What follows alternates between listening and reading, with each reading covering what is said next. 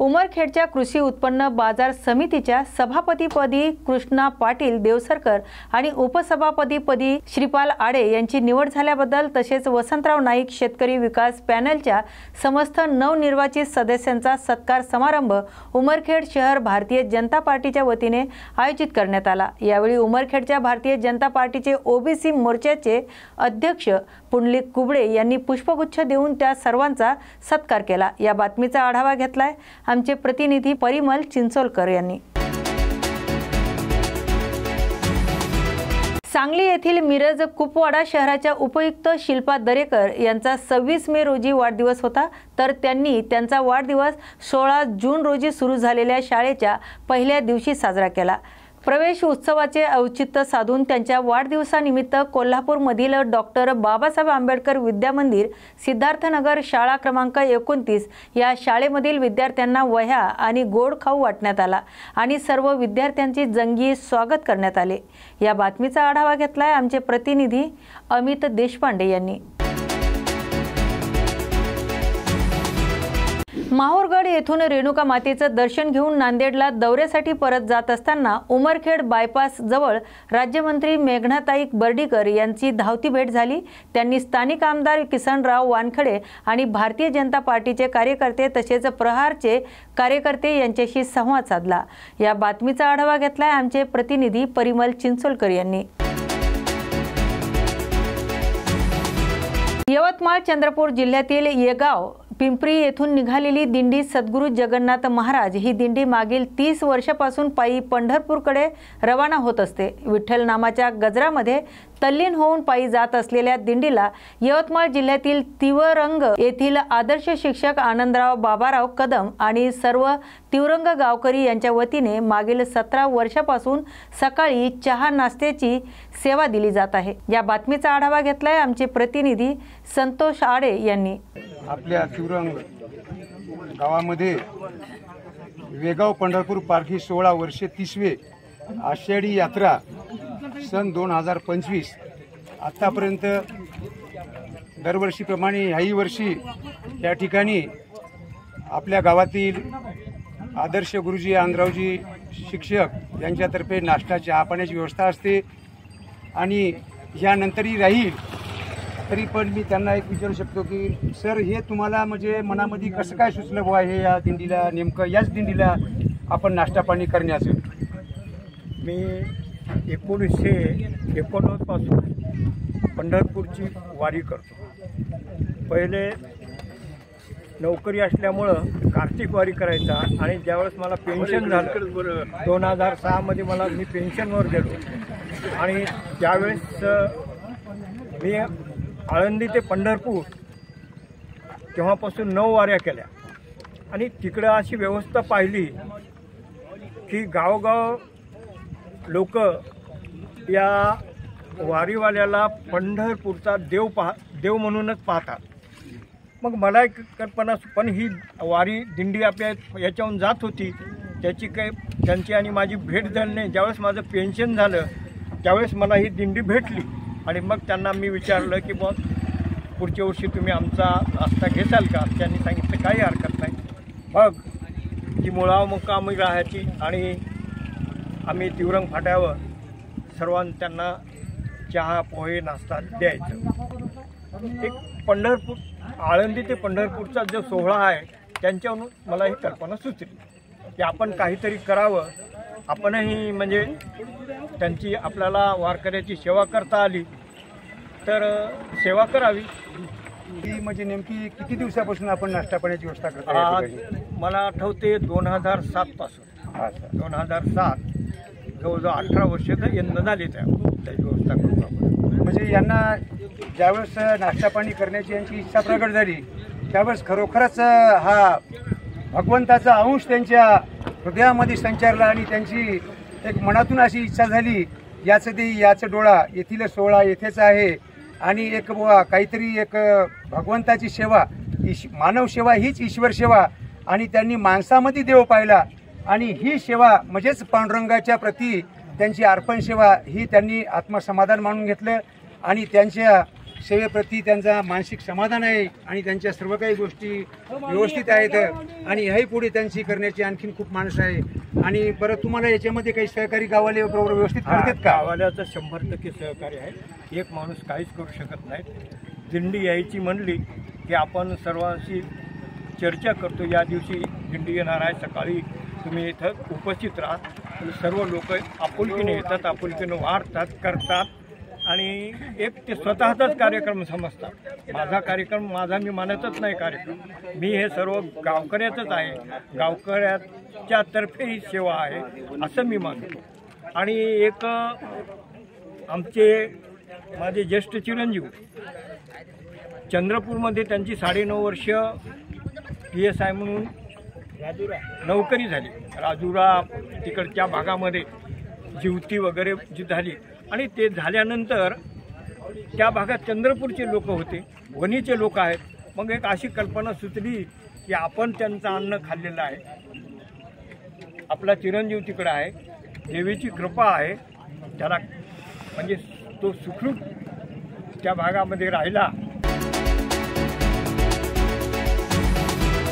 महाराष्ट्र सरकारकडून यवतमाळ जिल्ह्यात एकूण 2300 सेतू सुविधा केंद्र प्रदान करण्यात येणार आहेत। यासाठी 16 जून हा अर्ज करण्याचा शेवटचा दिवस असल्यामुळे ग्रामपंचायतमधील इच्छुक असणाऱ्या उमेदवारांनी प्रशासकीय इमारतीमध्ये मोठी गर्दी केली। 2300 सेतू केंद्रासाठी मागील शुक्रवारपर्यंत 2068 अर्ज दाखल करण्यात आले होते, तर अर्ज भरण्यासाठी झालेली गर्दी पाहता यामुळे बरेच जण या शासनाच्या महत्त्वाकांक्षी मोहिमेतून वंचित राहण्याची दाट शक्यता निर्माण झाली। या बातमीचा आढावा घेतलाय आमचे प्रतिनिधी नीलकंठ मानकर यांनी। जिल्ह्यात डेंग्यूच्या संभाव्य प्रादुर्भावाला आळा घालण्यासाठी आणि डास उत्पत्तीवर नियंत्रण मिळवण्यासाठी जिल्हाधिकारी अमोल येडगे यांनी सर्व समावेशक जनजागृती अभियान राबवण्याचे निर्देश दिले आहेत। जिल्ह्यात अतिजोखमीच्या 2 नगरपालिकासह 48 गावांमध्ये हे विशेष अभियान राबवण्यात येणार आहे। तर पावसाळ्यात सुरुवातीपासूनच जिल्ह्यात डेंग्यूच्या रुग्ण संख्येत वाढ होत असते। विशेषतः ग्रामीण भागातील अतिजोखमीच्या गावांमध्ये डासांच्या अनियंत्रित वाढीमुळे हा धोका अधिक गंभीर होतोय। यामुळे जिल्हा प्रशासनाने आरोग्य विभाग, स्थानिक स्वराज्य संस्था आणि स्वयंसेवा संस्थेच्या समन्वयाने हे अभियान हाती घ्यावे अशी सूचना आरोग्य विभागाला केल्या। डेंग्यूच्या लक्षणाबाबत नागरिकांमध्ये जागरूकता निर्माण करणे, प्रतिबंधात्मक उपायाचा अवलंब करणे आणि डासाची उत्पत्ती रोखणे या मोहिमेचा मुख्य उद्देश असेल। या बैठकीला जिल्हा शल्य चिकित्सक डॉक्टर सुप्रिया देशमुख, जिल्हा आरोग्य अधिकारी डॉक्टर अनिरुद्ध पिंपळे, अति जिल्हा आरोग्य अधिकारी डॉक्टर फारुक देसाई, जिल्हा हिवताप अधिकारी डॉक्टर विनोद मोरे यांच्यासह आरोग्य विभागाचे इतर अधिकारी उपस्थित होते। या बातमीचा आढावा घेतलाय आमचे प्रतिनिधी पंडित चौगुले यांनी। मुंबईतील आझाद मैदानात 16 जून 2025 रोजी आशा सेविकांचं राज्यव्यापी आंदोलन झालंय। मुंबई महानगरपालिका आणि राज्य शासनाच्या आरोग्य योजनांमध्ये महत्त्वपूर्ण भूमिका बजावणाऱ्या आशा सेविकांना अनेक वर्षापासून वेतन, सन्मान, सुरक्षिततेच्या बाबतीत अन्याय सहन करावा लागत आहे। या पार्श्वभूमीवर शेकडो आशा सेविका आझाद मैदानावर भर मुसळधार पावसात एकवटल्या आणि त्यांनी आपल्या मागण्यांचं निवेदन सादर केले। शासकीय नियमाप्रमाणे किमान मासिक वेतन, योग्य प्रोत्साहन भत्ता, EPF आणि विमा सुविधा तसेच नियमित कर्मचारी म्हणून मान्यता द्या अशी मागणी त्यांनी केली। त्याशिवाय ज्येष्ठ सेविकांना पदोन्नती, कर्जमाफी, आरोग्य तपासणी सुविधा, अत्यावश्यक उपकरणाचा पुरवठा आणि सामाजिक सन्मानाची हमी देण्याचाही आग्रह त्यांनी केला। सेविकांनी सांगितलं की कोविड काळात जीव धोक्यात घालून त्यांनी काम केले, मात्र आजही त्यांना अपमानास्पद वागणूक मिळते, मानधन वेळेवर मिळत नाही आणि आवश्यक साधनांचाही अभाव आहे। त्यापुढे म्हणाल्या की आम्ही आरोग्य यंत्रणेचा कणा आहोत, पण सरकार आमच्याकडे केवळ श्रमिक म्हणून पाहत आहे। निवेदनानंतर जर सरकारने ठोस निर्णय घेतला नाही तर लढा तीव्र केला जाईल असा इशाराही त्यांनी दिला आहे। सन्मानासाठीचा हा लढा फक्त वेतनाचा नाही तर आरोग्य व्यवस्थेतील न्यायस्थानासाठी आहे, हे या आंदोलनातून ठळकपणे समोर आले। आपण पाहत आहोत आज 16 जून 2025 मात्र भर पावसाची सुरुवात असताना सुद्धा आशा सेविका बहुसंख्येने आझाद मैदानामध्ये ठिय्या मांडून बसलेले आहेत। 365 दिवस जे आरोग्य सेवेसाठी भक्कम असा पाया मांडला होता त्या आशा सेविकांना भर पावसामध्ये आंदोलन करण्याची गरज का पडली हे आपण पाहिलं। मात्र आशा सेविकांना हा दिला जाणारा दुजाभाव शासन लवकरच दूर करेल अशी आपण अपेक्षा बाळगूया। मी विनोद कांबळे, व्हिडिओ जर्नलिस्ट किशोर गायकवाडसह मुंबई। आम्ही धारावीमधील गलिच्छ वस्तीत काम करतो। जर आम्ही रिपोर्ट बीएमसीला दिले नाही तर त्यांना काही कळणार नाही, पण आम्हाला ते मानधन 5000 आमचं जे मानधन झालंय ते आम्हाला मिळालंच पाहिजे आणि आमच्या मागण्या पूर्ण झाल्या पाहिजेत। आणि आम्ही जे काम करतो त्याचा आम्हाला मोबदला खूप कमी आहे, खूप म्हणजे खूप कमी आहे। कारण आमचं ते घरामध्ये 2 वर्ष झाले आम्ही कामं करतो, 2 वर्ष झालं। फक्त 1650 मानधन दिलं जातं आम्हाला। आणि आम्ही ज्यावेळी एरियामध्ये जातो त्यावेळी आम्हाला बोलतात तुम्ही हे काम सोडा, हे काम का करता म्हणून। कारण यामध्ये फक्त पैसे एवढे कमी आहेत की ते आपले गरजा पूर्ण करू शकत नाही। त्यामुळे आम्ही काम बंदाला आंदोलन करतोय, चालूच आहे आमचं। आम्ही एवढ्या पावसात भिजलोय, सगळ्या भगिनी भिजल्या आहेत, एवढ्या सगळ्या घाणीमध्ये बसलोय आम्ही। 6 महिन्यानं आम्हाला पेमेंट दिला जात नाही। दरवेळी आम्हाला स्वतःहून जाऊन गाडी खर्च करून जाऊन आमच्या वरिष्ठांना विचारावं लागतं आमचं पेमेंट कधी होणार। पेमेंट कामं तर आमच्याकडनं सर्व करून घेतात, फोनवर बोलवतील, आम्हाला ऑर्डर करतील की एवढी कामं झाली पाहिजे, तेवढी कामं झाली पाहिजे। मग त्याचप्रमाणे आमचं पेमेंटचं पण काम करणं त्यांचा भाग आहे ना। आमचे सिनियर आहेत, त्यांनी आमची काळजी घेतली पाहिजे, त्यांनी आम्हाला सांगितलं पाहिजे, आमच्या गरजा त्यांनी पण ऐकल्या पाहिजे। आम्हाला जे प्रॉब्लेम होतात त्या जसं CHV काम करतात तसंच आम्ही आशा करतोय। मग आशांना काय एवढं छळलं जातं? आम्हाला स्वतःहून त्यांच्यासाठी धावावं लागतं की आमचा पेमेंट द्या। 2024 मध्ये ज्यावेळी CHVचं आंदोलन झालं त्याचवेळी आशा सेविकांना 5000चं मानधन देणार होते, त्यावेळी GR मान्य केलं। त्या आशेवरती अजूनपर्यंत 1 वर्ष झालं 5000 मानधन GR निघून सुद्धा त्यांनी केलेलं नाहीये। आणि आशा सेविकांना पेमेंट देतात, तर कुठल्या महिन्याचा कुठला पेमेंट येतो त्याच्यावर रितसर काही नसतं। कुठल्या पण महिन्याचं देते त्याच्यावर तारीख टाका ना तुम्ही, कुठल्या महिन्याचा येतो काय येतो कुणालाही काही कळत नाही।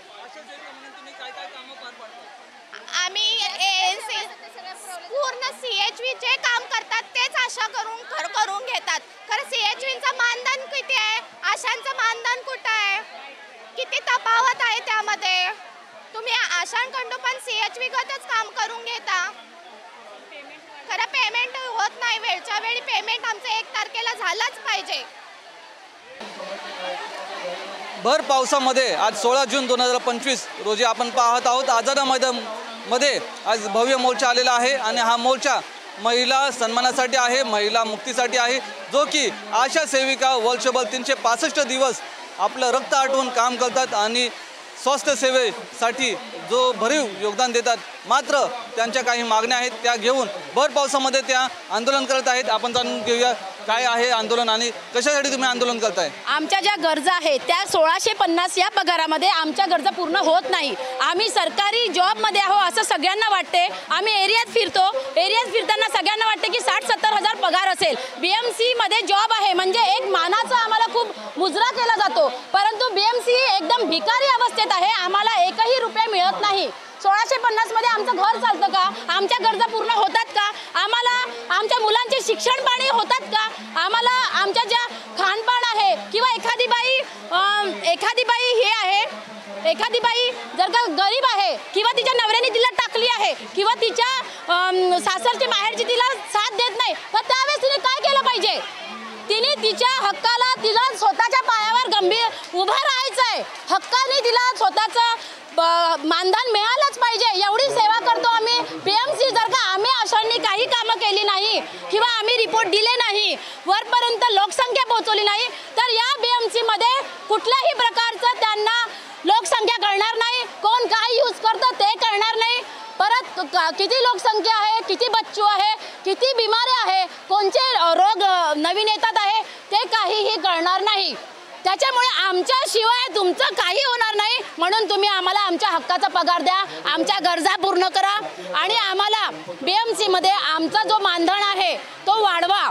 कमीत कमी गरजा सगळ्यांना माहिती आहे की 30,000पर्यंत कमीत कमी, चला 20,000पर्यंत मुठ्ठी बांधून जर का आम्ही घर चालवलं तरीही 20,000पर्यंत आपलं घर चालतं। मग घरातलं लाईट बिल आहे, जेवण आहे, राशन आहे, काय खायचं? तुमचा राग आहे हा नक्कीच वाखण्याजोगा आहे, कारण तुम्ही हा मुद्दा घेऊन तडीस लावताय, परंतु किती वर्षांपासून हा मुद्दा प्रलंबित आहे, काय सांगाल? मुलांचं शिक्षण पण होत नाहीये. मुलांचं शिक्षण कधी होणार? काय करायचं? मुलांचं शिक्षण पैसे कुठून आणायचे? म्हातारी घरात आहे, म्हातारीला औषध पाणी कुठून द्यायचं आम्ही लोकांनी? आणि हे आमचं बरेच वर्षापासून चालू आहे. आज 11 महिने झाले, मागच्या एप्रिल पासून GR आलेला आहे, पैसे आलेले आहे. जेव्हा पैसे नाही आहे म्हणून सांगतात त्यावेळेस सांगितलं की पैसे नाही आहे, चला मानलं. पण आज पैसे आले, मग GR का लागू नाही केला? लागू करायला पाहिजे. आमच्या गरजा नाही आहेत का? राजनीती लोकांच्या जर का गरजा आहे तर तशा BMC लोकांच्या गरजा आहे, तशा आमच्याही गरजा आहे. आम्हालाही भूक लागते, आमचेही मुलं बाळ आहे, आमच्याही घरात म्हातारे लोक आहे, आम्हाला सगळं लागतं. मग आम्हाला कमीत कमी 20,000 पगार तरी हे काय आहे? एवढी मोठी BMC आहे, भिकारीपेक्षा भिकारी झालेली आहे. GR फक्त काढला जातो, अंमलबजावणी होत नाही, काय सांगाल? GR फक्त काढला गेलेला आहे. गेल्या वर्षी 11 महिने होत आलेले आहेत GR त्यांनी काढून. एकनाथ साहेबांनी जेव्हा GR काढलेला त्याला आता 11 महिने होत आलेले आहेत, त्याच्यावर काही अंमलबजावणी झालेली नाही आहे. आम्ही सर्वांनी विचारलं की बाबा आमचा पगार का नाही वाढत आहे? जो वाढलेला 5,000 पगारलेला आहे तो तरी आम्हाला मिळाला पाहिजे ना. 1650 मध्ये काही होत नाही आमचं. लाडक्या बहीण योजनेसाठी द्यायला निधी आहे, मात्र आशा सेविका जे 365 दिवस काम करतात त्यांना देत नाहीत, काय सांगाल?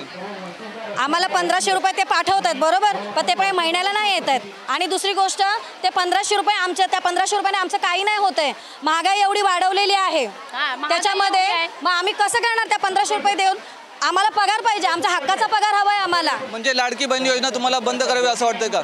नाही, ते कशाला बंद करायला पाहिजे? चालूच असायला पाहिजे. सरकारकडे पैसे भरपूर आहे, फक्त आम्हाला द्यायला त्यांना पैसे नाही आहेत. आमचा पगार वाढ होण्यासाठी त्यांच्याकडे पैसे नाही आहेत. आज आम्ही एवढ्या जणी जमलेलो, आज आम्ही हजारो लोकांमध्ये आलेलो आहोत, कारण आमच्या गरजा आहेत. आमचा जो पगार वाढ झालेला आहे आतापर्यंत त्यांनी तो आम्हाला दिलेला नाही आहे. आम्हाला फक्त सांगितलं की तुमचा GR आलेला आहे, आशा सेविकांचा आणि आरोग्य सेविकांचा, CHVचा 2,000 त्यांचे वाढलेले आहेत, 2,000 त्यांचे वाढलेले आहेत CHVचा. पण आशा वर्करचा 1650 मध्येच आम्ही काम करत आहोत, आम्हाला वरती पगार येत नाहीये. भर पावसामध्ये तुम्ही इथे आलेला आहात आझाद मैदानामध्ये, कोणकोणत्या विभागातून आलेला आहात आणि कितीच्या संख्येने आलेले आहात? इथे A पासून जेवढे वॉर्ड आहेत सगळ्या वॉर्डच्या आशा उपस्थित, 24 वॉर्डच्या सर्व आशा उपस्थित आहेत. आणि मेन म्हणजे BMCने प्रत्येक आशा सेविकेचा निराशा केली आहे. प्रत्येक आशा सेविकेची निराशा केली आहे. जेव्हापासून आशा सेविका कामावर रुजू झाल्या आहेत, आशा सेविका म्हणजे महानगरपालिकेची बेसलाईन आहे. जेव्हा एक आशा सेविका संपूर्ण माहिती आणून गव्हर्नमेंटकडे, महानगरपालिकेकडे देते, त्याच्यावर महानगरपालिका पूर्ण आराखडा तयार करतो. या संदर्भात आपण मागणी पत्र किंवा निवेदन आरोग्यमंत्री आंबेडकर यांनी दिलेलं आहे का? गेल्या वर्षी याच्याविषयी आमचा मोर्चा झाला होता. आम्ही गेल्या वर्षी जुलै महिन्यात आम्ही सर्व आशा इथे उपस्थित आहे. उदय सामंत साहेब स्वतः इथे येऊन त्यांनी जाहीर केलं होतं की आम्हाला प्रत्येक आशाला 5,000 वाढीव मानधन मिळणार आहे. पण 11 महिने उलटूनही अजूनपर्यंत त्याची अंमलबजावणी झालेली नाहीये. शहरी भाग असो ग्रामीण भाग असो, आशा सेविकाला प्रथम स्थान देऊन त्यांच्याकडून माहिती संकलित केली जाते, तरी सुद्धा दुय्यम दुजाभाव का?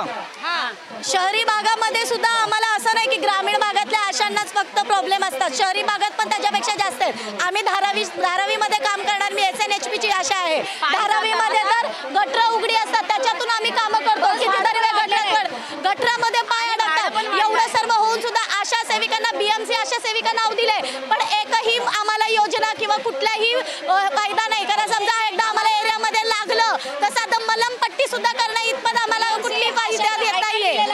त्याच्यावर स्पष्ट लिहिलेलं आहे की या BMCच्या अधिकारी कर्मचारी नाही, आम्हाला तो टॅग हटवायचा आहे. त्याच्यावर लिहिलेलं आहे आम्हाला BMC आशा म्हणूनच बोललं पाहिजे. नाहीतर BMC आशा आरोग्य सेविका आम्हाला तेही चालेल, पण जे आम्ही एरियात गेल्यानंतर आम्हाला विचारतात तुम्ही कुठून आलात, आम्हाला माहिती द्यायला नकार देतात. येणाऱ्या काळामध्ये काम बंद करण्याची जर वेळ आली, तुम्ही काम बंद आंदोलन करणार का? 100% बंद करणार. आम्ही आंदोलन करणार आहे. अगर आम्हाला आमच्या हक्काचं नाही भेटलं तर आम्ही आंदोलन करणार आहे. तर आम्हाला कोणाला हात मागत नाहीये, आम्ही जे काम करतो तेच घेतोय आम्ही, आम्हाला दुसरं काही नकोय. पण आम्हाला जे आहे आमच्या हक्काच्या 11 महिने झाले आम्हाला अजून भेटलं नाहीये, ते आम्हाला पाहिजे आहे, बस, बाकी काय नाही.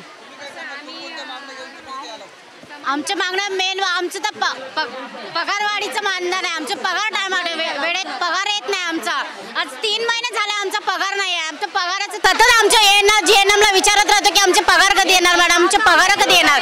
पगाराच्या वेळेत तुम्ही हे नाही करता. कामाच्या वेळेस आम्हाला लगेच फोन करून बोलतात की मॅडम तुम्ही आले नाही, इथं कामावर नाही, इथं एरियात गेला नाही काय, हे साधत तुम्ही आम्हाला विचारत येतात. पण आमच्या पेमेंटचं कोण करणार? आमच्या पेमेंटचं PMCला आम्ही PMCला सांगून पण किती वेळा सांगायचं आमचे पेमेंट टायमावर द्या, टायमावर ते वेळेत तरी द्या तुम्ही. आमची 27-28 तारीख निघून जाते तरीही पेमेंट येत नाही. 27-28 तारीख झाल्यावरही आम्हाला लाईट बिल किंवा मुलाची फी भरायची असते. मग आम्ही काय करणार? आणि ऑनलाईन कामं NCDचे ऑनलाईन कामं दिले त्याचे 10 रुपये सुद्धा देणार नाही म्हणून स्पष्ट सांगतात. बोलतात वरती हक्क मागा. कोणाला हक्क मागायचा? मॅडम लोक बोलतात वरती हक्क मागा. आणि रोज आम्हाला एरियामध्ये जायचं आहे, रोज सही करायला जायचं आहे, रोज हजेरी लावायची आहे आणि गाडी भाडं वाढलेले आहे, सगळं भाडं वाढलेलं आहे. मग कसं करायचं? कसं घ्यायचं आम्ही? काय खायचं आणि काय द्यायचं? आमचं घर कसं चालणार हा विचार करा. सगळ्या गरीब अशा आहे गल्लोगल्ली घाणेमध्ये फिरतात, ज्या लोकांना काहीही कळत नाही त्यांच्यापर्यंत या सगळ्या सेवा पुरवलेल्या आहे. सगळ्या सेवा पोहोचवतो आम्ही. पेशंट आम्ही पूर्ण कंप्लीट करतो. पोलिओचा एकही पेशंट तुमचा ठेवलेला नाही आहे तरीही तुम्ही आम्हाला मानधन देताय. हे असं लज्जास्पद करताय तुम्ही, हे चुकीचं आहे. तुम्ही एक आम्हाला पगार द्या, हक्काचा पगार द्या आमचा, की आमचं घर चालेल. की जी बाई जर का एकटी राहते आहे तिला गेवराई तालुक्यातील सिंदखेड गावातून माणुसकीला काळीमा फासणारी घटना समोर आली असून सार्वजनिक स्मशानभूमी असतानाही मातंग समाजाचा मृत व्यक्तीला अखेरचा मान नाकारण्यात आला आहे. राजाभाऊ दिनकर धुरंदरे या व्यक्तीचं निधन झालंय, मात्र त्याच्या अंत्यसंस्कारासाठी गावात जागा मिळाली नाही. गावात सार्वजनिक स्मशानभूमी असतानाही समाजाच्या विरोधामुळे मृतदेह तब्बल 10 ते 12 तास पडून राहिला. ही घटना समोर आल्यानंतर गावात आणि समाजात तणावाचं आणि भीतीचं वातावरण निर्माण झालं असून गावात पोलीस चौकी स्थापन करावी आणि समान अधिकाराची हमी द्यावी अशी मागणी होत आहे. ही घटना केवळ एका समाजाची नाही तर संपूर्ण समाज व्यवस्थेच्या संवेदनशीलतेची परीक्षा आहे. पुरोगामी महाराष्ट्राला जागा करणारी ही घटना शासनाने गांभीर्याने घ्यावी ही मागणी केली जात आहे. या बातमीचा आढावा घेतलाय आमचे प्रतिनिधी अनिल घोराड यांनी. एक काल झालेल्या सिंदखेड तालुका गेवराई येथील राम धुरंदरे म्हणून व्यक्ती आहे आणि 55 वर्षाचं वय असताना त्यांचा त्या ठिकाणी निधन झाल्यानंतर त्या ठिकाणी त्यांना गावातील सार्वजनिक स्मशानभूमी असतानासुद्धा तिथं अंत्यविधी करू दिला नाही आणि त्यामुळं तो वाद पेटला होता. कारण आजही पुरोगामी महाराष्ट्रामध्ये एक दलित आणि मातंग समाजातील व्यक्तींना एक स्मशानभूमीसाठी जागा मिळत नाही आणि त्यासाठी त्यांना तेथील स्मशानभूमीमध्ये जागा दिली नसतानासुद्धा एक लांब 4 ते 5 किलोमीटर नेऊन अंत्यविधी करावं लागत असेल तर या बीड जिल्ह्यामध्ये जिल्हाधिकारी यांनी याकडे लक्ष द्यावं एवढी विनंती करतो मी. एक तर 4 ते 5 घंटे त्या ठिकाणी अंत्यविधीसाठी एक नातेवाईक आणि समाज बांधव तिथं एक हे थांबून राहिले होते. कारण त्या ठिकाणी अंत्यविधीच गावातील सार्वजनिक स्मशानभूमीमध्ये करू देत नसल्यामुळे 4 ते 5 घंटे एक अंत्यविधी रोखला होता. आता काय मागणी आहे तुम्हा लोकांची, काय कारवाई झाली पाहिजे? आमची एवढीच मागणी आहे की त्या ठिकाणी समाजाला अंत्यविधीसाठी स्मशानभूमी द्यावं आणि तेथील लोकांवर ज्यांनी अंत्यविधी रोखला त्यांच्यावर गुन्हे दाखल करावं एवढीच या ठिकाणी विनंती आणि तेथील लोकांना संरक्षण देऊन कायमस्वरूपी तेथे पोलीस चौकी उभा करण्यात यावी.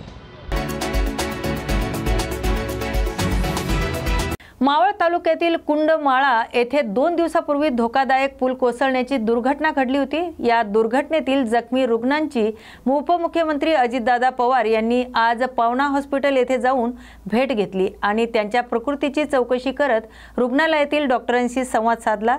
यावेळी स्थानिक आमदार सुनील शेळके आणि अधिकारी उपस्थित होते.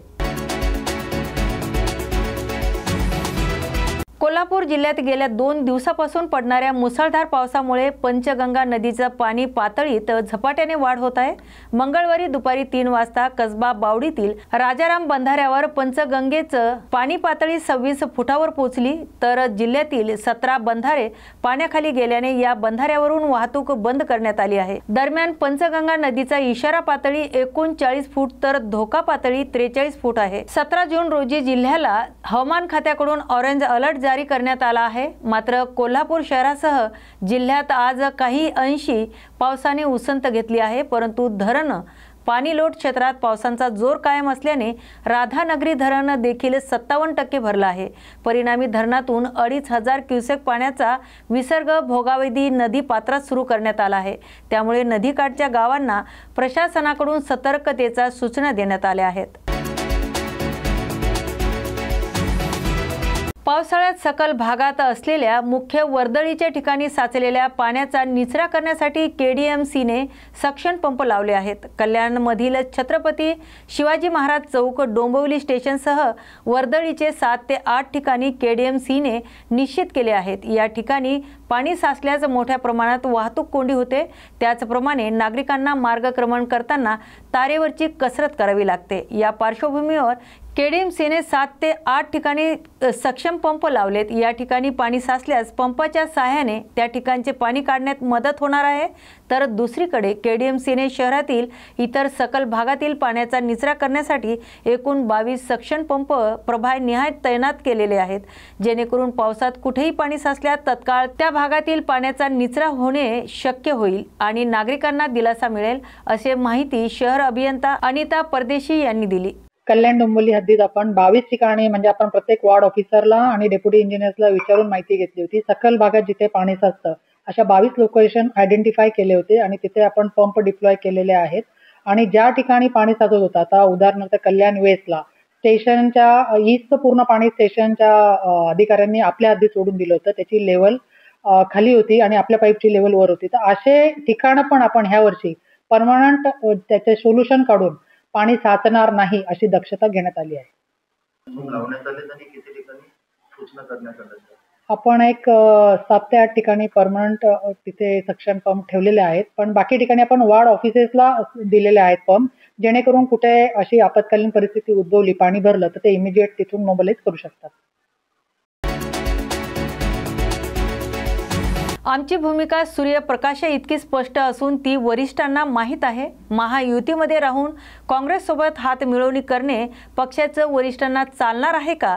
ते लोक आमचे कालही विरोधक होते, आजही विरोधक आहे। त्यामुळे पुढील निवडणुका आम्ही कशा लढणार आहोत आमचे ठरले आहे, असे भाजपाचे आमदार माजी मंत्री डॉक्टर विजयकुमार गावित यांनी बोलताना सांगितलंय। शिवसेनाचे आमदार रविकांत रघुवंशी हे पहिल्यापासूनच आमच्या विरोधात भूमिका घेत असतात, त्यामुळे त्यांच्यासोबत युती करणे शक्यच नाही। लोकांचे काम व्हावे, विकास व्हावा हाच आमचा उद्देश आहे। त्यामुळे विरोधकांनी जरी केले तरी त्यांचा विकास कामाला आमचा विरोध कधीच नव्हता आणि राहणार नाही, असे डॉक्टर विजयकुमार गावित यांनी या माध्यमाशी बोलताना सांगितलंय। मदत करू लागली तर, नाहीतर काय गरज नाही। आता 132 केवीचं नवापूरला आम्ही मदत केलीच की नाही? तेव्हा विकासाच्या बाबतीमध्ये आपल्याला विरोध नाही। तो विकास करत असेल, परिणाम आमच्यावर होत असेल तरी काय फरक पडत नाही पॉलिटिकली आमच्यावर। आम्ही तर डेव्हलपमेंट सर्वीकडेच करतो। यांना कधीच दाबायचं असतं तर आतापर्यंत दाबून मोकळा झालो असतो, पण मी तो विचार करत नाही। लोकांचं बघा, लोकांचं विचार करायचा, त्या पुढाऱ्यांचा विचार करण्यात काय अर्थ नाही। पुढारी काय आहे, त्या बोक्यासारखं कुठे बी उडी मारलं तरी तो तसंच असतो,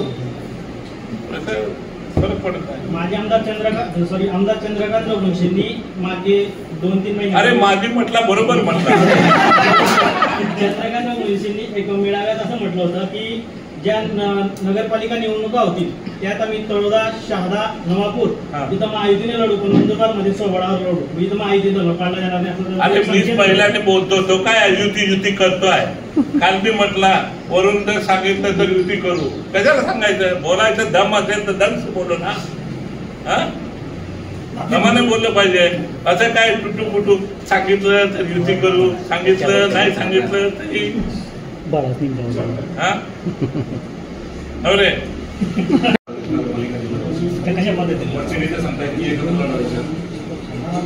ते नेहमी सांगतात ना, पण त्याच्यात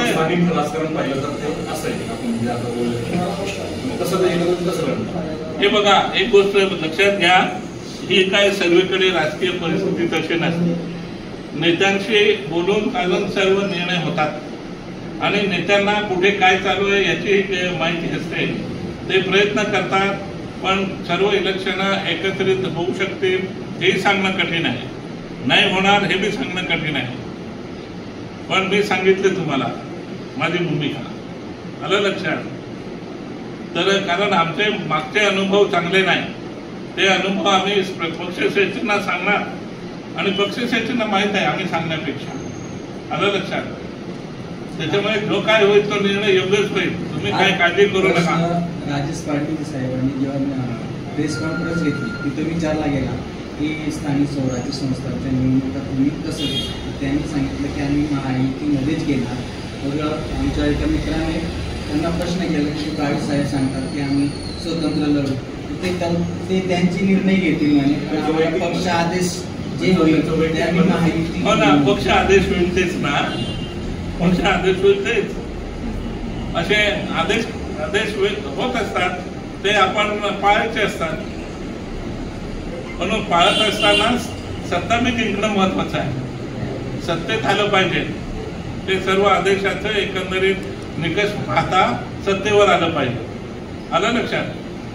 तर सर मग एकाच पक्षाचे दोन आमदार वेगवेगळ्या पद्धतीने निर्णय आणि स्वराज्य संस्थेचे. अरे ते मागच्या वेळेस जिल्हा परिषदेला कसे होते तुम्ही विचारा ना त्यांना, हा सांगा, विचारा त्यांना. आपणही स्वबळावर लढण्याची. अरे आम्ही स्वबळावरच लढलेलो आहे. मागच्या वेळेस कुठे युती केली आम्ही, नो युती. आता मी पक्षाला समजून सांगणार आहे आम्ही इथे काय होणार काय होणार. मला तुम्ही सांगा, हा माझ्या इलेक्शनला तर नेहमीच आहे, त्याच्यामुळे काय त्याचा मी विचार करत नाही. पण विषय असा आहे की काँग्रेसला मी बरोबर घेणार, काँग्रेसला युती करायला देणार आहे. ते त्या राजेश पाटलांना विचारायचं होतं ना, तुमचे महायुतीवाले काँग्रेसला मी बरोबर घेणार, ते तुम्हाला चालणार आहे का? हे युती होते का काय होते हे विचारा तुम्ही. आमचं तर स्पष्ट आहे, एकदम सूर्यप्रकाश एवढं स्पष्ट आहे. काल परवा शिवसेना उद्धव बाळासाहेब ठाकरे पक्षाच्या 59व्या वर्धापन दिनानिमित्त आणि युवा सेनेचे प्रमुख आदित्य ठाकरे यांच्या वाढदिवसानिमित्त कोल्हापुरातील युवा सेनेने चक्क 59 किलोचा मोतीचूर लाडू बनवला होता. करवीर निवासिनी आई अंबाबाई मंदिरात हा लाडू देवीला अर्पण करण्यात आलाय. तर या भल्या मोठ्या लाडूला पाहण्यासाठी भाविकांची मोठ्या प्रमाणावर गर्दी मंदिर परिसरात पाहायला मिळाली. हा लाडू मंदिर परिसरातील विद्यापीठ हायस्कूल गेट जवळ भाविकांना पाहण्यासाठी ठेवला होता. तर देवी चरणी लाडू अर्पण केल्यानंतर आलेल्या भाविकांना या लाडू प्रसादाचे वाटपही करण्यात आले. एका धार्मिक कार्यक्रमाच्या माध्यमातून 59व्या वर्धापन दिनानिमित्त 59 किलो लाडू ही एक अनोखी शक्कल युवा सेनेच्या वतीने आज पाहायला मिळाली.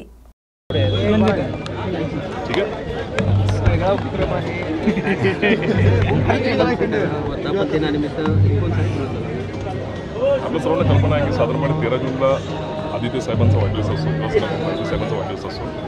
परंतु यावर्षीच्या दुर्घटनेमुळे साहेबांचा वाढदिवस आणि सर्व कार्यक्रम यावेळी रद्द केले आणि 19 तारखेला योगायोगाने नेमका शिवसेना वर्धापन दिवस पण असतो. गेले शिवसेना यावर्षी 59वा वर्धापन दिवस असल्यामुळे या ठिकाणी थोडीशी आगळीवेगळी कल्पना कोल्हापूर जिल्ह्यामध्ये पहिल्यांदाच शिवसेनेच्या वतीने युवा सेनेच्या वतीने आपण या ठिकाणी राबवत आहोत. आणि कोल्हापूरचं वैशिष्ट्य काय म्हटलं तर कोल्हापूरचं वैशिष्ट्य सगळ्यात जास्त कोल्हापूरची ओळख जी आहे आपली अंबाबाई मातेच्या पदास कोल्हापूर जिल्ह्याची पूर्ण ओळख आहे. त्यामुळे अंबाबाईच्या चरणी आज शिवसेनेच्या वर्धापन दिनानिमित्त 59 वर्धापन दिनानिमित्त या ठिकाणी 59 किलोचा लाडू या ठिकाणी आपण अंबाबाई चरणी व्हावा आणि आजच्या मंगळवारच्या दिवशी सगळं मंगलमय व्हावं अशी एक सर्वांच्या वतीने शिवसेना युवासेना सर्व पदाधिकारी कार्यकर्त्यांच्या वतीने या ठिकाणी फक्त अंबाबाईला साकडं करण्यासाठी या ठिकाणी आम्ही एक आगळा वेगळा उपक्रम या ठिकाणी ठेवलेला आहे. मी युवासेना पश्चिम महाराष्ट्र विभागीय सचिव म्हणून काम करतो. माझं नाव अविनाश बलकवडे आहे. येणारा 59वा वर्धापन दिन आणि युवासेना प्रमुख आदित्यसाहेब ठाकरे यांचा वाढदिवस त्याच्या माध्यमातून आम्ही एक वेगळी संकल्पना अशी राबवली की लाडू म्हणजे आनंदाचं प्रतीक आहे, लाडू म्हणजे विजयाचं प्रतीक आहे. मग आपण काय करू शकतो, तर 59व्या वर्धापन दिनानिमित्त आम्ही 59 किलोचा भव्य मोतीचूर लाडू आई अंबाबाईच्या चरणी आता आम्ही नतपत्त ठेवण्यासाठी ठेवला आहे. हा आम्ही प्रसाद वाटणार आहे आणि येणाऱ्या काळात असंच लाडूसारखं आनंदित आमच्या शिवसेनेचं दिवस चांगल्या पद्धतीने यावं, या पद्धतीनं आई अंबाबाईची आम्ही चरणी प्रार्थना करणार आहे.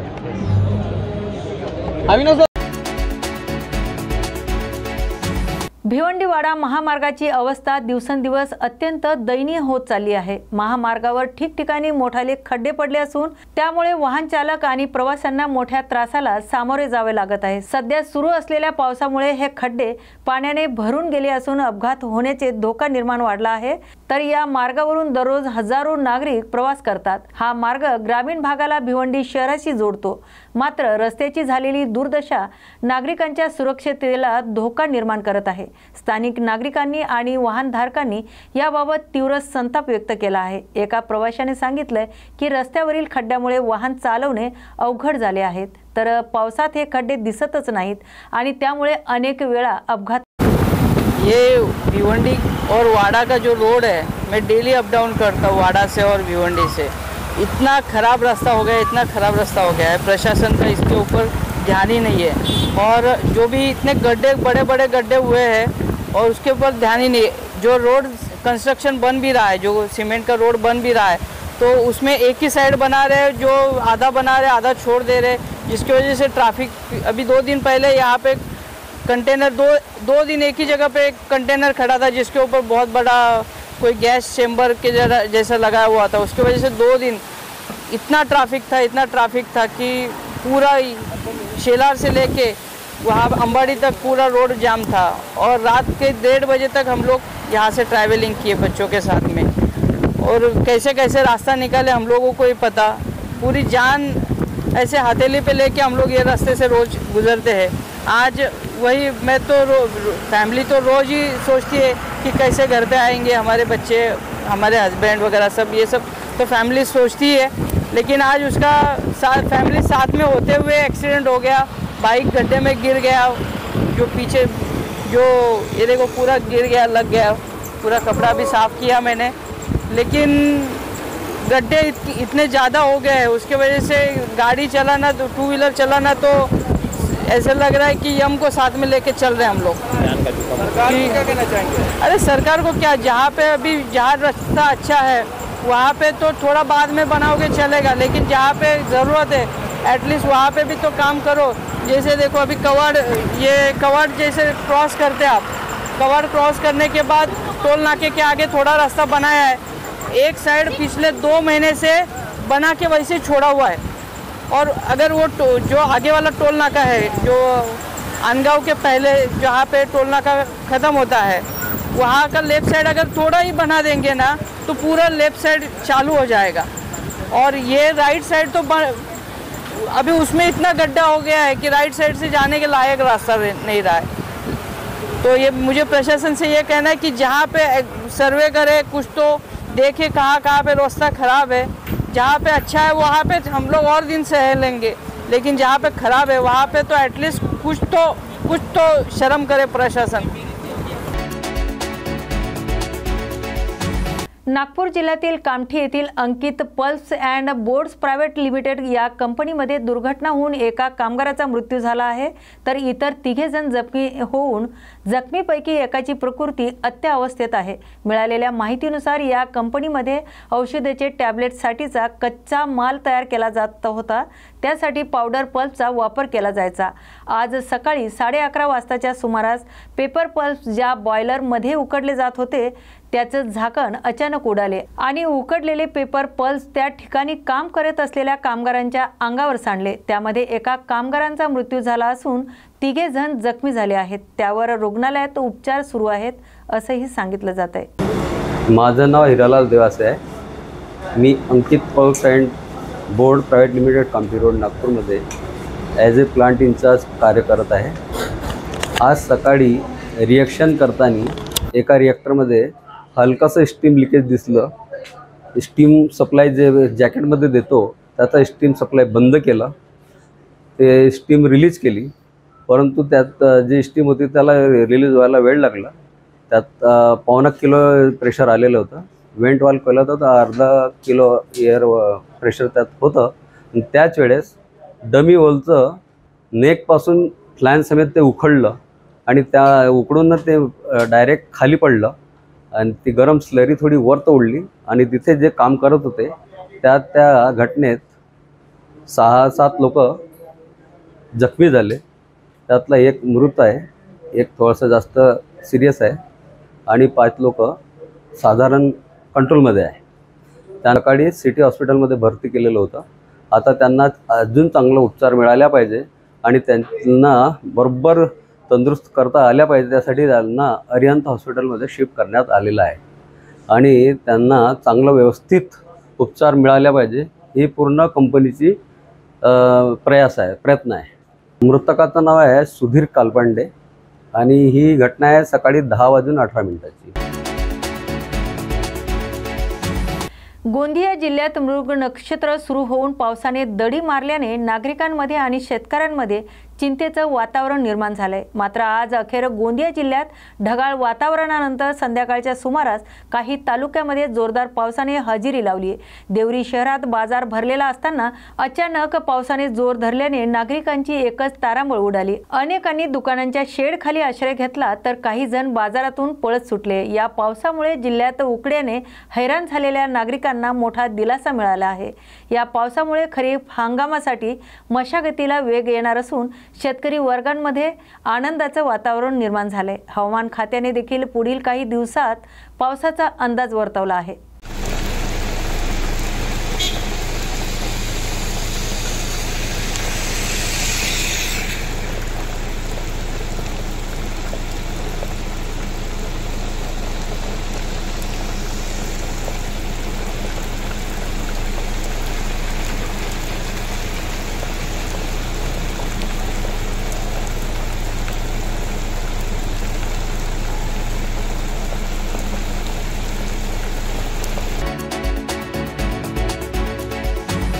भाजपामध्ये मोठ्या प्रमाणात इनकमिंग सुरू आहे. आज पण मोठ्या प्रमाणात भाजपामध्ये शिवसेनेच्या कार्यकर्त्यांनी पक्षप्रवेश केला.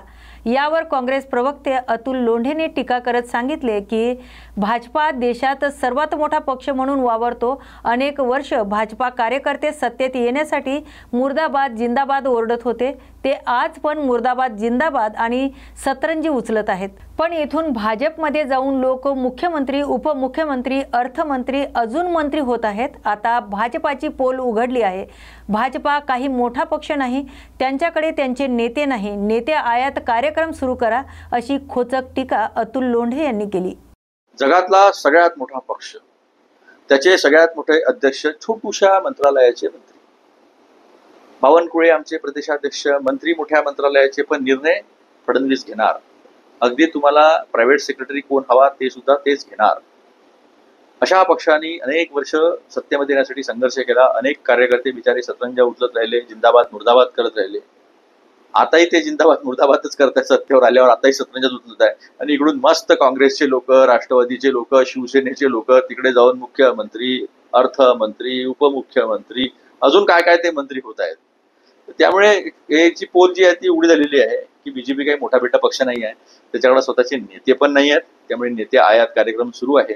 करा, लोक पाहतात आहे.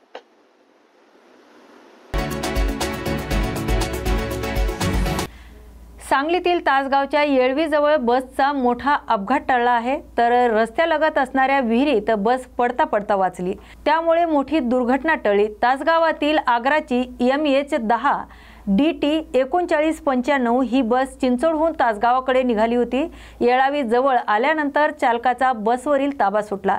त्यामुळे बस रस्त्याकडेला असलेल्या शेतात घुसली. भरधाव वेगाने बस विहिरीच्या दिशेने जात असल्याने बसमधील प्रवाशांमध्ये गोंधळ उडाला. परंतु बस शेतातील विहिरीच्या कठड्याजवळ जाऊन थांबली. केवळ दैव बलवत्तर म्हणून या बसमध्ये असणारे प्रवासी थोडक्यात बचावले. बसमध्ये प्रवासी देखील मोठ्या संख्येने होते. नागपुरातील रात्री रस्त्यावरील लोकांकडून जबरदस्तीने मोटरसायकल चोरीच्या घटना वाढल्या होत्या. त्यासाठी नागपूर पोलिसांनी रात्री गस्त वाढवून रेकॉर्डवरती असलेल्या गुन्हेगारांच्या चौकशीला सुरुवात केली। तेव्हाच पाचपावली पोलीस स्टेशन हद्दीत कुप आणि शुक्ला यांच्याकडून 3 इसामांनी मोबाईल आणि पैशाचं पाकिट जबरदस्तीने चोरी केलं आणि पळून गेले। पाचपावली पोलिसांच्या डीबी पथकाने तपास करत तिन्ही आरोपींना पकडले आणि तपास करत असताना एक मोठी बातमी या आरोपींनी उघड केली। पाचपावली गणेशपेठ आणि हुडकेश्वर पोलीस स्टेशन हद्दीतील मोटरसायकल ई रिक्षा आणि ई रिक्षांच्या बॅटरी पण चोरी करत होते।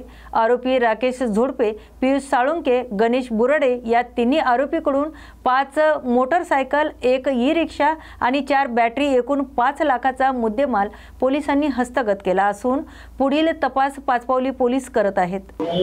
वाहन चोरी, ई रिक्षा चोरी आणि बॅटरी चोरी अशा गुन्हा ओपन करत आरोपीला ताब्यात घेण्यात यश मिळाले। काय नेमकं माहिती आहे, कोण आरोपी आहे, कितीचे मुद्देमाल जप्त झालेला आहे, किती आरोपी आहे, काय सांगताय? पोलीस स्टेशन पाचपावलीच्या हद्दीमध्ये 12/6/25 रोजी रात्री साधारण एक इसम आहेत, ते जे राहणारा उत्तर प्रदेश येथे आहेत, तुफानी कृपाशंकर शुक्ला हे आपले नातेवाईकांना भेटण्यासाठी नागपूर येथे आले असता रात्र झाल्यामुळे जेवणाच्या शोधामध्ये होते। गाडीवरून जाणारे 3 इसम त्यांच्याजवळ आले आणि त्यांना शिवीगाळ करून मारहाण केली। त्याचप्रमाणे त्यांच्याकडून एक मोबाईल आणि त्यांचे जे पाकिट होते, पाकिटातले 5,000 रुपये आणि इतर डॉक्युमेंट घेऊन ते तिथून पसार झाले। त्यानंतर आमचे डीबी पथक रात्री गस्तवर असताना त्यांनी त्यांचा शोध घेऊन 3 आरोपी सदर 2 व्हीलरमध्ये होते, त्यांना ताब्यात घेऊन त्यांची चौकशी करण्यात आली। पकडण्यात आलेले आरोपी हे 3 आरोपी आहेत, त्यापैकी 2 आरोपी हे पाचपावली हद्दीतीलच राहणारे आहेत आणि एक आरोपी त्यांचा मित्र आहे, तो यशोधराच्या हद्दीमध्ये राहणार आहे। आरोपी आहे राकेश उर्फ खाट्या नरेश झोडापे, हा बारसीनगर पाचपावली येथे राहणार आहे। त्याचप्रमाणे त्याचा जो मित्र आहे पियुष उर्फ दादू प्रकाश साळवे, तो पण बारसीनगर पाचपावली येथे राहणार आहे आणि त्यांच्यासोबत जो तिसरा मित्र होता त्यांचा, तो गणेश उर्फ गण्णा आनंद बुर्डे, हा यशोधराच्या हद्दीतील राहणार आहे। हे सदर आरोपी हे व्यसनासाठी पैसे आणि मोजमजा करण्यासाठीच इकडे तिकडे हिंडत असताना रात्री आमच्या डीबी पथकाने त्यांना ताब्यात घेऊन पुढची चौकशी केली। पकडलेले आरोपी हे रेकॉर्डवरचे होते, त्यांच्यावर पाचपावलीमध्ये आणि नागपूर सिटीमध्ये विविध पोलीस स्टेशनमध्ये विविध गुन्हे दाखल करण्यात आले होते। त्यांना चौकशीसाठी ताब्यात घेतले असता त्यांच्याकडून एक मोबाईल आणि पर्स जप्त करण्यात आली। त्यानंतर त्यांचा PCR मध्ये असताना आणखी गुन्ह्याची उकल होण्याच्या उद्देशाने त्यांची चौकशी केली असता पोलीस स्टेशन पाचपावली येथील यापूर्वी अपराधावर असलेले 3 गुन्हे जे 2 व्हीलर चोरीचे होते, ते 3 गुन्हे उघडकीस करण्यात आले। त्याचप्रमाणे यशोधरामधील 2 वाहन चोऱ्या ह्या उघडकीस करण्यात आल्या। त्याचबरोबर गणेशपेठ हद्दीतून एक ई रिक्षा चोरीला गेली होती, ई रिक्षा सुद्धा उलगडा झालेला आहे। त्याचप्रमाणे हे आरोपीकडून ई रिक्षाच्या बॅटऱ्या आणि हे वारंवार चोरी करताना आढळून आल्यामुळे त्यांना ताब्यात घेऊन साधारण 4,49,000 रुपयाचा मुद्देमाल त्यांच्याकडून जप्त करण्यात आला आहे। या कारवाईमागे माननीय वरिष्ठांचे सहकार्य घेऊन माननीय वरिष्ठ बाबूराव राऊत साहेब तसेच प्रभारी पोलीस निरीक्षक राहुल वाडवे साहेब यांच्या मार्गदर्शनाखाली जी प्रकाश पवार यांची टीम आहे, पोलीस हवालदार प्रकाश पवार, त्याचप्रमाणे पोलीस हवालदार प्रकाश पखान, वासुदेव जयपूरकर, अंकुश राठोड, त्याचप्रमाणे नितीन लोखंडे, आशिष बावनकर आणि प्रीती थोरात यांच्या पथकाने ही कामगिरी केली आहे। कोल्हापुरात गांधीनगर येथून सुमारे 2 कोटी रुपयांच्या जबरी चोरीची घटना घडली होती। कोल्हापूर पोलिसांनी 2 पथकाद्वारे तपास करत या गुन्ह्याचा छडा लावला आहे। कंपनीच्या कंपाऊंडमध्ये पार्क केलेल्या टेम्पोच्या डॅशबोर्डमधून ही 1,90,00,000 रुपयाची रक्कम चोरण्यात आली होती। अज्ञात चोरट्यांनी पाळत ठेवून गांधीनगर येथील गुडलक स्टेशनरीच्या कंपाऊंडचा पत्रा काढून त्यातील टेम्पोच्या डॅशबोर्डमध्ये ठेवलेली रोख रक्कम चोरून नेली होती। गांधीनगर येथील व्यापारी कैलास वसंत गोरड यांनी फिर्याद दिल्यानंतर गांधीनगर पोलिसात या प्रकरणी गुन्हा दाखल करण्यात आला आहे। यानंतर 2 पथकाद्वारे तपास करत कोल्हापूर स्थानिक गुन्हे अन्वेषण शाखेने ही चोरी करणाऱ्या टोळीला अटक केली आहे, तर गांधीनगर पोलीस ठाण्याकडून पुढील तपास सुरू आहे।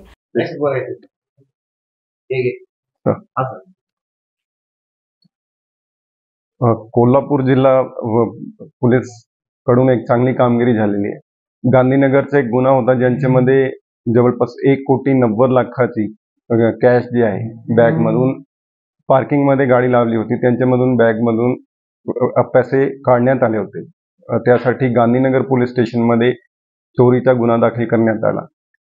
LCB कोल्हापूरची टीम, लोकल पोलीसची टीम ने त्यांच्या पूर्णपणे तपास करून पाठपुरावा करून एक चांगली रिकव्हरी, आतापर्यंत 1,78,00,000ची कॅश रिकवर झालेली आहे. आणि त्यांच्या सोबत 5 आरोपी, ज्यांच्यामध्ये एक मायनर आहे आणि 4 मेजर आहे, ते ताब्यामध्ये घेण्यात आलेले आहे. सोबत 2 गाडी आणि 3 मोबाईल सुद्धा जप्ती करण्यात आलेले आहे. पुढची पण कारवाई चालू आहे. पुढचं जे शिल्लकची रक्कम आहे 10-12 लाखाची, त्यांचा पण पाठपुरावा चालू आहे. तर गुन्ह्यामध्ये 90% वरची रिकव्हरी झालेली आहे आणि सगळे आरोपी LCBची टीमने, लोकल पोलीस स्टेशनची टीमने दिवसरात्री एक करून सगळ्यांनी चांगली कामगिरी केलेली आहे. तर असा एक जनरल पब्लिकला पण आव्हान राहील की काही असेल, कोणाला काही रिपोर्ट करायचं तर नक्की आम्हाला संपर्क करा, आम्ही पुढची कारवाई करणार आहोत. तर मोडच कशी होती? त्यापैकी एक आरोपी जे आहे ते फिर्यादीकडे कामाला होते. त्यांना सगळं माहीत होतं, म्हणजे कुठून कॅश येतात, कसं येतात. तर त्यांनी त्यांच्या मित्रासोबत करून ते 2-3 महिन्यापासून ते प्लॅनिंग करून ते काम केलेलं आहे. चैनीसाठी करत होते कोण कर्जबाजारी वगैरे? नाही, ते पुढच्या तपासात लागेल की कॅश कुठून येत होतं, कॅशचा वापर काय होता. तर बाकी एजन्सीजला पण आम्ही संपर्क करणार आहे की ट्रेसिंग ऑफ कॅश आणि कॅशची युटिलायझेशन कशी होती, ते पुढची तपासाचा भाग आहे. अशाच नवनवीन आणि ताज्या बातम्या पाहण्यासाठी पाहत राहा न्यूज मराठी 24/7. नवा भारत, नवा विचार.